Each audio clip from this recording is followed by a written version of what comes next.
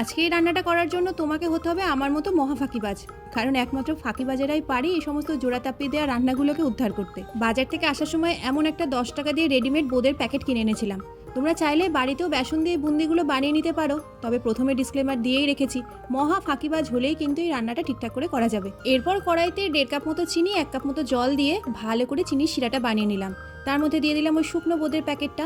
2 থেকে 3 মিনিট নাড়াচাড়া করে যখন জলটা শুকিয়ে যাবে, নামানোর আগে দিয়ে দেবো 2 চামচ মতো গুঁড়ো দুধ। এটা যদিও অপশনাল, তবে দিলে খেতে অসাধারণ হয়। ও মাঝখানে আবার 2টো ভাঙা এলাচও দিয়েছিলাম সুন্দর একটা গন্ধ হওয়ার জন্য, তবে সেটার ক্লিপস কোথায় উড়ে গেছে। তো যাই হোক, এটা ঠান্ডা হওয়ার জন্য অপেক্ষা করব। আর আমার এই পাপি বোন আর লোভী জীবের কথা আলাদা করে কী বা বলবো। খাওয়ার আগেই জিভটাকে পুড়িয়ে বসে থাকলাম। হ্যাঁ, প্রত্যেক দিনই এই জিভ পুরানোর কেস আমার খুব নর্মাল।